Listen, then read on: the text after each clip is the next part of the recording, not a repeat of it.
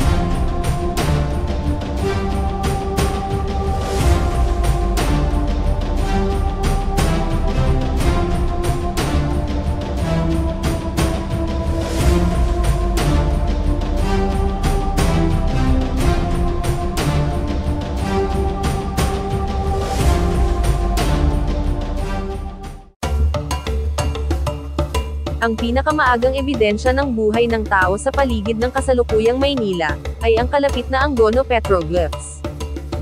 Ang pinakamatandang kilalang gawa ng sining, na inukit sa isang batong pader na napetsahan noong mga 3,000 BC. Kilala din ang Maynila sa maraming palayaw tulad ng alias, sobriquet, at slogan. Bago pa dumating ang mga Espanyol sa Pilipinas, ang Maynila ay isang aktibong kasosyo sa kalakalan sa China. At ang distrito ng Tondo ay ang tradisyonal na kabisera ng imperyo, at ang mga pinuno nito, ay mga soberanong hari sa halip na mga pinuno. Ang mga hari ng Tondo ay tinatawag na Panginoon o Lakandula. Noong ika-24 ng Hulyo taong 1571, nang matalo ng mga Espanyol ang huling katutubong na Rojas Suleiman, sa labanan ng Bangkusay, ay sinimulan ng Espanyol na mananakop na si Miguel Lopez de Legazpi, ang pagtatayo ng pader na kuta na kilala ngayon sa tawag na Intramuros. Ito'y may lawak na 0.67 km², na pinaninirahan ng 1,200 purong pamilyang Espanyol, at binabantayan ng 400 sundalong Espanyol. Ginamit ang Maynila bilang kabisera ng Captaincy General ng Spanish East Indies, na kinabibilangan ng Marianas, Guam, at iba pang mga isla, at kinokontrol at pinangangasiwaan para sa korona ng Espanya ng Mexico City, sa Viceroyalty of New Spain. Naging tanyag ang Maynila sa papel nito sa kalakalang galyen ng Maynila-Acapulco, na tumagal ng mahigit 2 siglo at nagdala ng mga kalakal mula sa Europa, Africa, at Hispanic America sa mga isla ng Pasipiko sa Timog Silangang Asya. Noong 1762, ang lungsod ay nakuha ng Britanya bilang bahagi ng 7 taong gera, kung saan ay nasangkot ang Espanya. Sinakop ng mga Briton ang lungsod sa loob ng 20 buwan, mula 1762 hanggang 1764, na sa kanilang pagtatangka na makuha ang Spanish East Indies, ngunit hindi nila nagawang palawigan ang kanilang pananakop. Nabigo ang mga Briton na sakupin ang natitirang bahagi ng kapuluan, at sila ay umatras alinsunod sa Treaty of Paris na nilagdaan noong 1763, na nagtapos sa digmaan. Sinimulan ng pamahalaang Espanya ang pamumuno sa Maynila noong 1821, at umunlad ang lungsod ng 2 siglo. Ang lumalagong yaman at edukasyon ng lungsod ay umakit sa mga katutubo at mga dayuhan mula sa mga nakapaligid na lalawigan, at pinadali ang pag-usbong ng isang uri ng ilustrado na tumanggap ng mga liberal na ideya, na naging mga ideolohikal na pundasyon ng Rebolusyong Pilipino, na naghangad ng kalayaan mula sa Espanya. Kasunod ng Cavite Mutiny at ng propaganda movement, nagsimula ang Rebolusyong Pilipino. Ang Maynila ay kabilang sa unang 8 lalawigan na naghimagsik at ang kanilang tungkulin ay ginunita sa watawat ng Pilipinas, kung saan ang Maynila ay kinakatawan ng isa sa 8 sinag ng sinasagisag na araw. Pagkatapos ng labanan sa Maynila noong 1898, isinuko ng Espanya ang lungsod sa Estados Unidos. Ang unang republika ng Pilipinas na nakabase sa kalapit na Bulacan, ay nakipaglaban sa mga Amerikano para sa kontrol ng lungsod. Tinalo ng mga Amerikano ang unang republika ng Pilipinas, at binihag ang pangulo nitong si Emilio Aguinaldo, na nangako ng katapatan sa Estados Unidos noong ika-1 ng Abril taong 1901. Sa pagbalangkas ng bagong charter para sa Maynila noong Hunyo taong 1901, opisyal na kinilala ng Estados Unidos ang lungsod ng Maynila, na binubuo ng Intramuros, at ang kalapit na lugar. Ang bagong charter na ipinoklama sa Maynila, ay binubuo ng 11 distrito ng munisipyo. Sa panahon naman ng pananakop ng mga Hapones sa Pilipinas, ang mga sundalong Amerikano, ay inutusang umalis sa Maynila at ang lahat ng mga instalasyong militar, ay inalis noong ika-24 ng Disyembre taong 1941. Pagkaraan ng 2 araw, idineklara ni General Douglas MacArthur, na ang Maynila bilang isang bukas na lungsod, upang maiwasan ang karagdagang pagkamatay at pagkawasak, ngunit nagpatuloy ang mga eroplanong pandigma ng Hapon sa pambobomba sa lungsod. Sinakop ng mga puwersang Hapones ang Maynila noong ika-2 ng Enero taong 1942. Mula ika-3 ng Pebrero hanggang ika-3 ng Marso taong 1945, ang Maynila ay naging lugar ng isa sa mga pinakamadugong labanan sa teatro sa Pasipiko, ng ika-2 digmaang pangdaigdig. Sa ilalim ng utos ng Japanese Rear Admiral na si Sonji Iwabuchi, ang mga umuurong puwersa ng Hapon, ay pumapatay ng humigit kumulang 100,000 Pilipinong sibilyan at nagsagawa ng malawakang panggagahasa, sa mga kababaihan noong Pebrero. Sa pagtatapos ng digmaan, ang Maynila ay dumanas ng matinding pambobomba, at naging pangalawang pinakanawasak na lungsod ng ika-2 digmaang pandaigdig.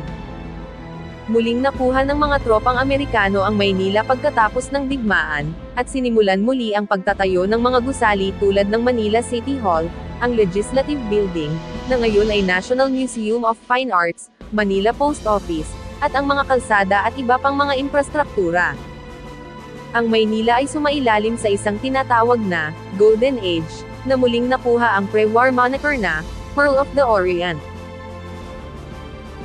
Ang lungsod ay matatagpuan sa silangang baybayin ng Looc ng Maynila, sa kanlurang baybayin ng Luzon, na may 1,300 kilometro mula sa mainland Asia. Ang Ilog Pasig ay dumadaloy sa gitna ng lungsod, na hinahati ito sa hilaga at timog. Binubuo ang Maynila ng 6 na distrito at 877 barangay, na pinagsama-sama sa 100 sona para sa statistical convenience. Ang Maynila ay isang nakaplanong lungsod. Noong 1905, ang Amerikanong arkitekto at tagaplano ng lungsod na si Daniel Burnham ay inatasan na magdisenyo ng bagong kabisera. Ang kanyang disenyo para sa lungsod ay batay sa City Beautiful Movement, na pinapaboran ang malalawak na kalye at mga daan na nagmumula sa mga parihaba. Ang pinaghalong estilo ng arkitektura ng Maynila, ay sumasalamin sa magulong kasaysayan nito. Pagkatapos ng digmaan, sinimulan muli ang pagtatayo at karamihan sa mga makasaysayang gusali ay matatagpuan sa loob ng Intramuros.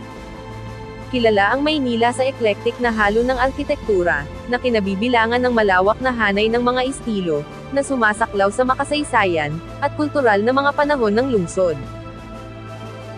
Kilala din ang Maynila sa mga Art Deco theaters, tulad na lang ng makasaysayang Escolta Street sa Binondo, na maraming mga gusali ng neoclassical at Beaux Arts na mga estilo ng arkitektura, at marami sa mga ito, ay dinisenyo ng mga kilalang Pilipinong arkitekto, noong panahon ng kolonyal na Amerikano sa pagitan ng 1920s, at huling bahagi ng 1930s. Ayon sa census ng Pilipinas noong 2020, ito ay may populasyon na 1,846,513 katao, na nahahati sa iba't ibang relihiyon.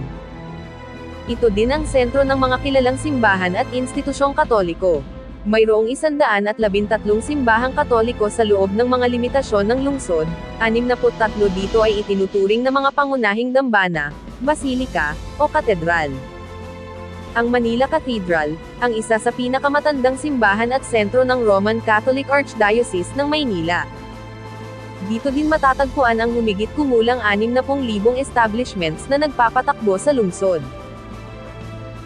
Tumatanggap ang Maynila ng mahigit 1,000,000 turista bawat taon. Itinuturing din na isa sa mga pinakamahusay na destinasyon sa pamimili sa Asya ang Maynila.